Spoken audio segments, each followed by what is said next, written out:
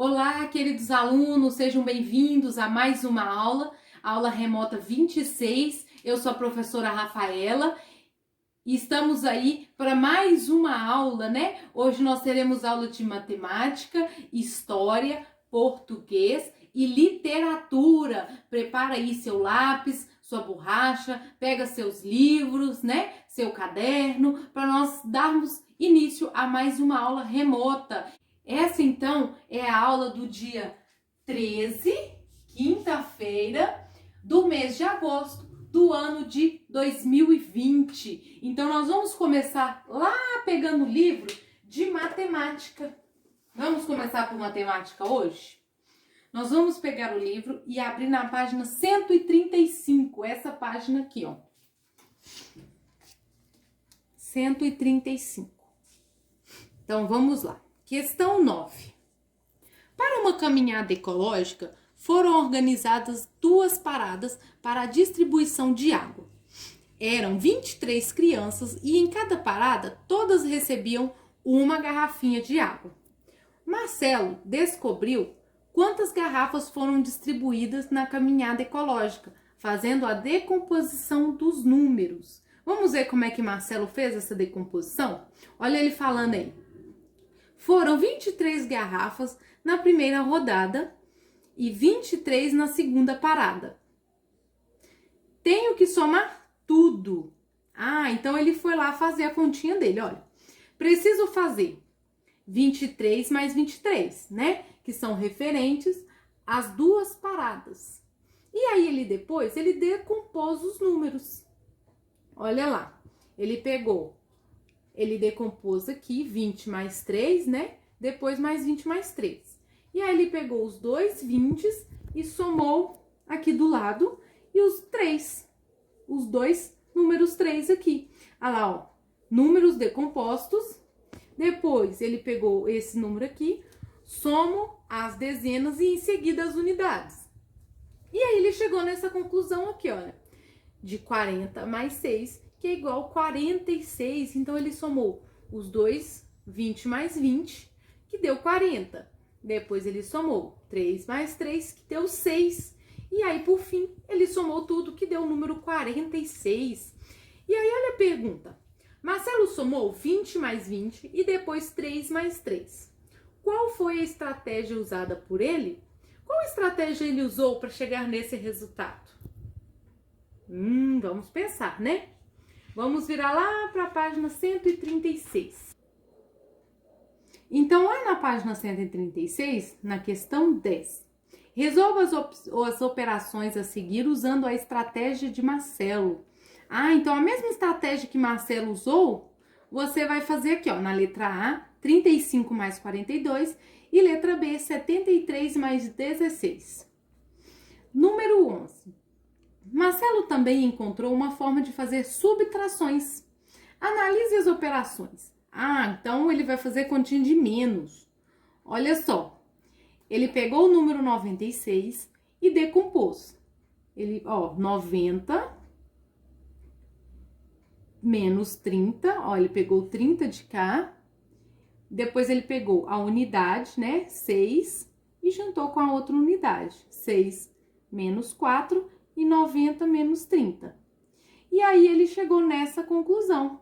90 menos 30, 60, mais 2, que é igual a 62. Por que mais 2? Porque ele diminuiu aqui, né? 6 menos 4 sobrou 2. Aí, ele somou aqui no final, que deu o resultado 62. Uma colega dele comentou: claro que está errado. Como pode ter adição em uma subtração?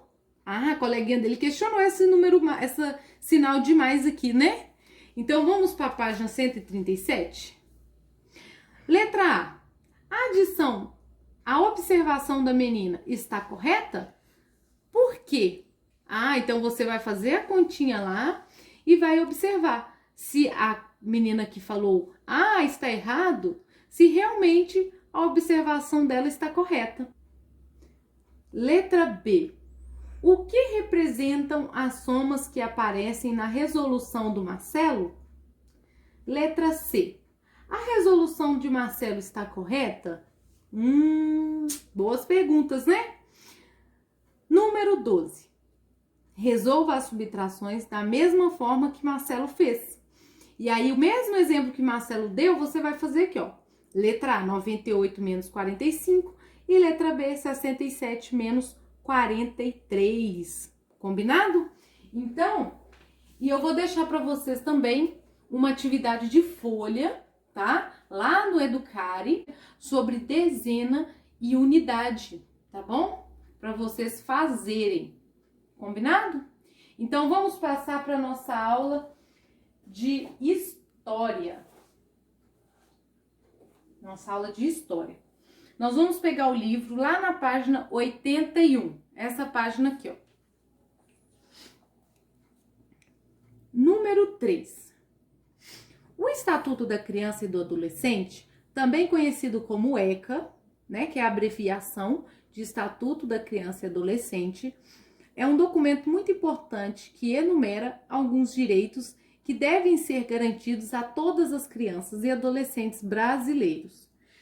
E a família faz parte desses direitos. Leia o trecho abaixo.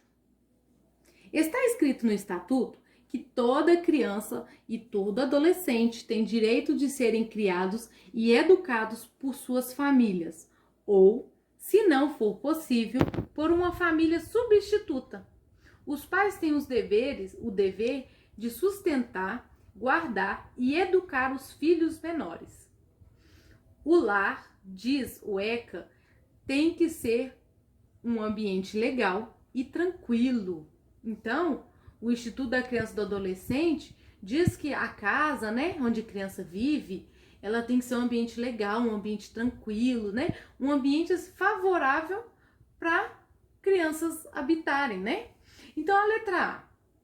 Apresente as responsabilidades dos pais ou adultos responsáveis na criação dos filhos, de acordo com o ECA. Então, olha só, vocês vão responder aí. Quais são essas responsabilidades que os pais têm com os filhos, de acordo com essa lei, né? Com esse Estatuto da Criança. Letra B. Explique por que é importante que os adultos em uma família assumam algumas responsabilidades em relação às crianças. Por que é importante os pais terem essas responsabilidades, né, com os filhos? Então, ó, deixa essa página aí para vocês fazerem, tá? Página 82. Leia o trecho a seguir e, em seguida, faça o que se pede. A cultura familiar é composta de elementos e características que tornam cada família única. Por isso, é possível dizer que cada criança possui a sua própria cultura. Letra A. Aponte 2 elementos que compõem a cultura de uma família e que a torna única. Letra B.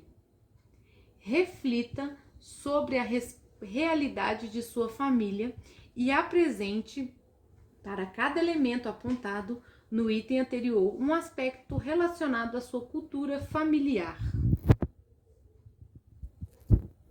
Então, da página 82, eu vou deixar só essas duas aqui, tá? Página 83. Número 5. Observe a imagem a seguir. Ó, primeira imagem, segunda imagem. Letra A. Circule a imagem que se refere às responsabilidades das crianças dentro de casa. Qual dessas duas imagens está mostrando aí a criança com responsabilidade com os afazeres em casa? Letra B. O trabalho infantil é proibido por lei no Brasil. Contudo, há uma diferença entre o conceito de trabalho infantil e a ideia de responsabilidades e tarefas de cada um dos membros em uma família, inclusive as crianças. Apresente a diferença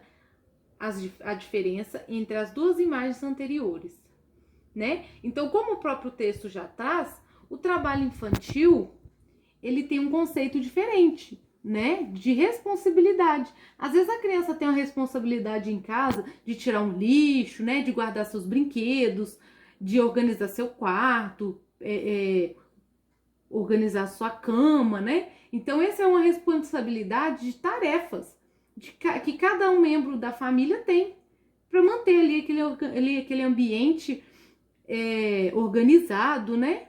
Bom para todos.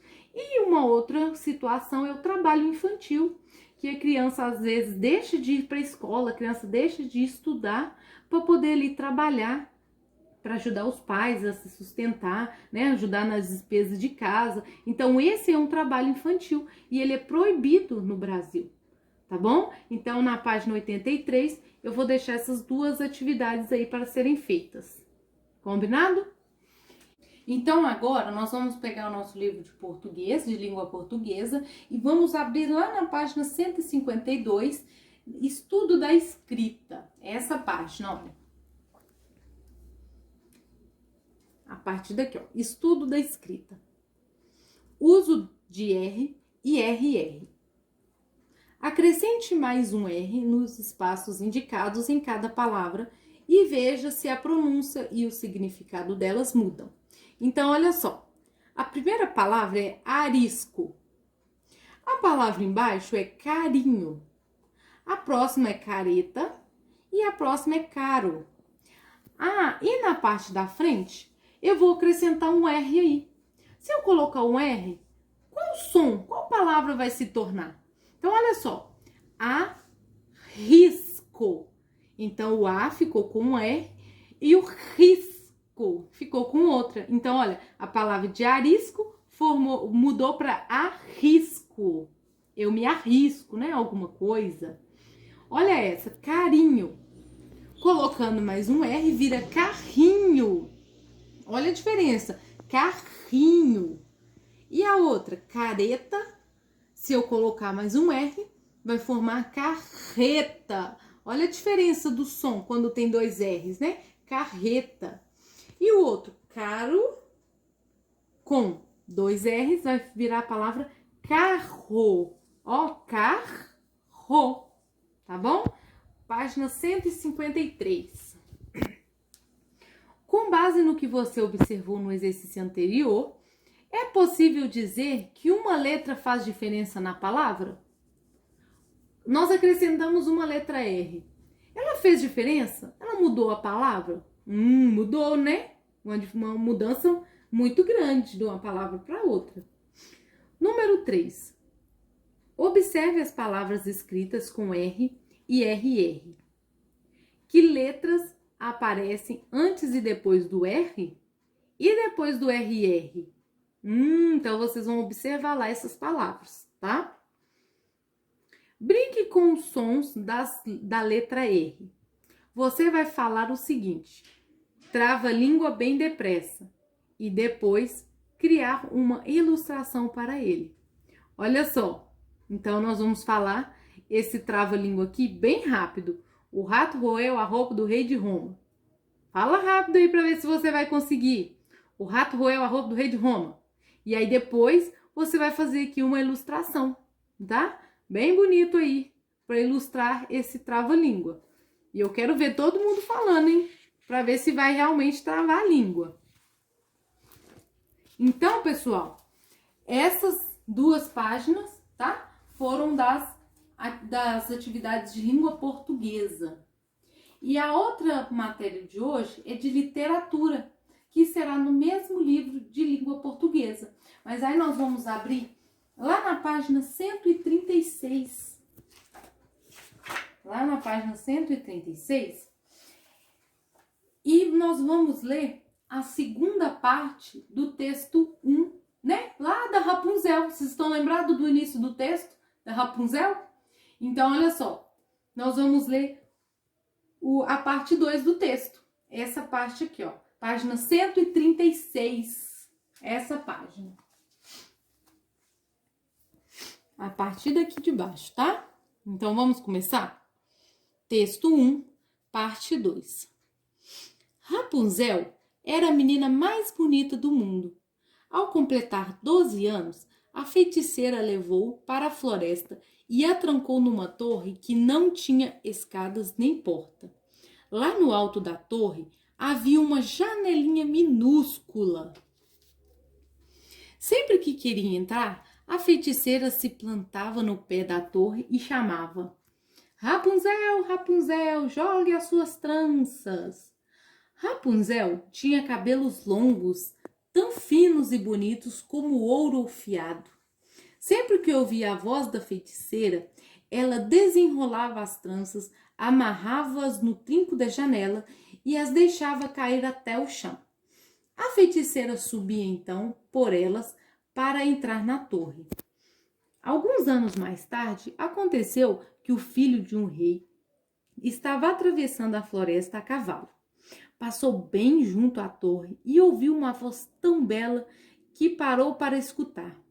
Era Rapunzel, que inteiramente sozinha na torre, passava os seus dias a cantar doces melodias para si mesma.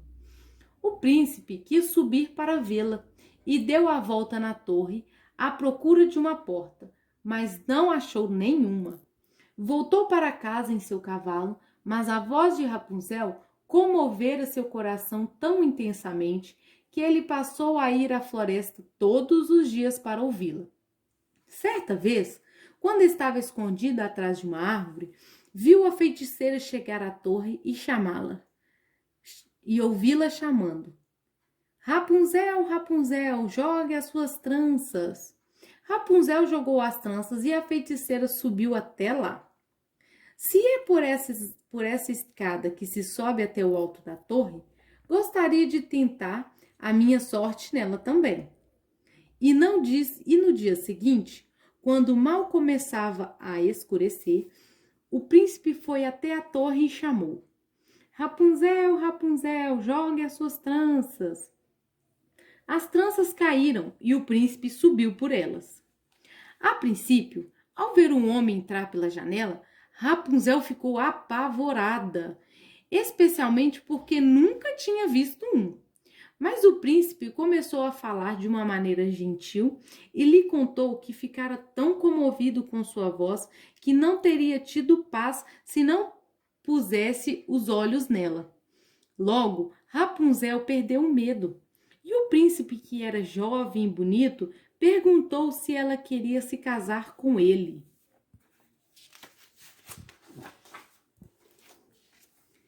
E assim aceitou. Deu-lhe a mão e disse: Quero ir embora daqui com você, mas não sei como sair desta torre. Cada vez que vier me visitar, traga uma meada de seda e trançarei uma escada. Quando estiver pronta, descerei e poderá me levar em seu cavalo. Os dois combinaram que ele viria visitá-la toda noite, pois durante o dia a velha estava lá. A feiticeira não notou nada até que um dia Rapunzel lhe disse: Diga-me, mãe Gothel, por que é tão mais difícil içar a senhora do que o jovem príncipe? Ele sobe até aqui num piscar de olhos. Menina malvada! Gritou a feiticeira. O que fez? Achei que a tinha isolado do resto do mundo, mas você me traiu. Num ataque de fúria, agarrou os belos cabelos de Rapunzel, enrolou as tranças na sua mão esquerda e passou-lhe uma tesoura com a direita. Rápidas tesouradas, zip-zap, e as tranças caíram no chão. A feiticeira era tão cruel que levou a pobre Rapunzel para um deserto, onde ela teve de viver uma vida miserável e infeliz. No mesmo dia em que mandara Rapunzel embora, a feiticeira amarrou as tranças cortadas ao trinco da janela e, quando o príncipe chegou, a chamou. Rapunzel, Rapunzel, jogue as suas tranças. Ela deixou as tranças tombarem. O príncipe subiu, mas em vez de sua preciosa Rapunzel, quem esperava por ele era a feiticeira, com um olhar irado e venenoso.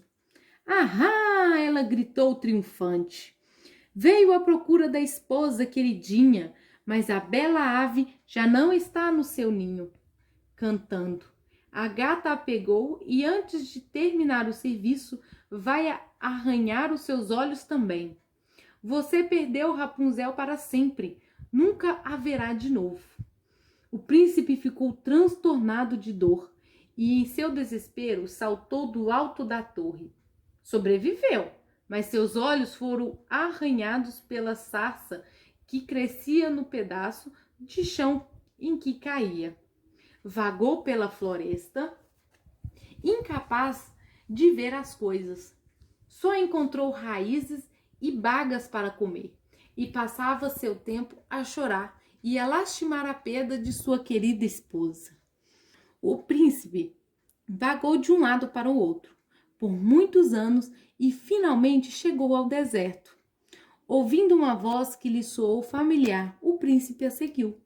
Quando se aproximou o bastante da pessoa que cantava, Rapunzel o reconheceu, enlaçou-o com os braços e chorou.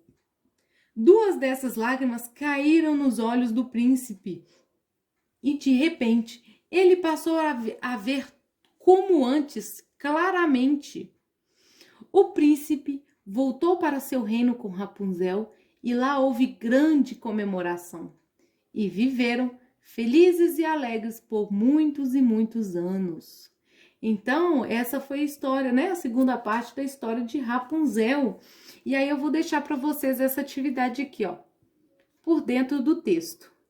O que a feiticeira fez com a filha do casal quando ela completou 12 anos? O que aconteceu? Né? Quem tiver dúvida, lê o texto de novo, com calma, tá? Número 6. Qual era o principal sentimento de Rapunzel quando estava na torre? Ela tinha alegria, raiva, saudade ou solidão? E vocês vão marcar, tá? Página 140. Como o príncipe ficou sabendo da existência de Rapunzel? Como que aconteceu, né? Essa história aí para ele ficar sabendo que Rapunzel estava preso lá na torre. Como é que foi? Número 8. Explique como a feiticeira castigou Rapunzel. Quando a feiticeira ficou sabendo, né, que ela estava noiva, né, de um príncipe, o que ela fez? O que a feiticeira fez que castigou ela? E vocês vão fazer essa parte aqui, ó, por dentro do gênero. Número 1. Quem são os personagens do conto? Aí vocês vão escrever, né? Quem são os personagens? Rapunzel, o príncipe, né? A feiticeira.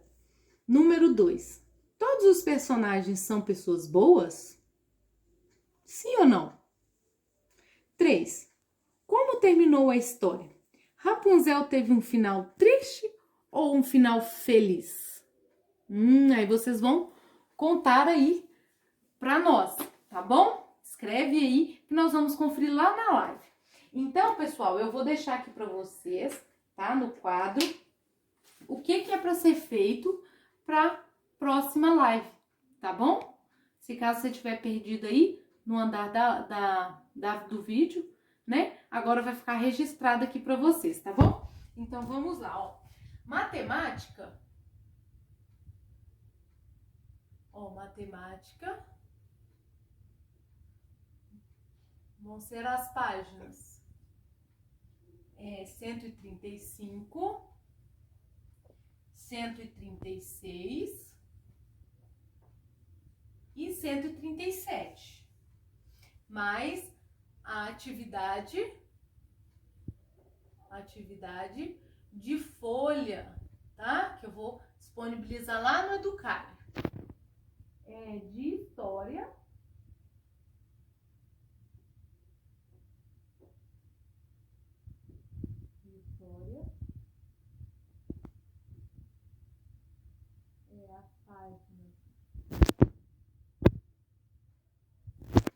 As páginas 81 e 82. De português,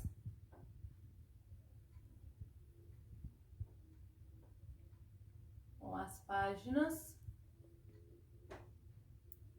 152 e 153.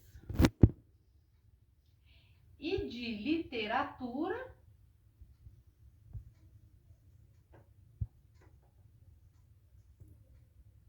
as páginas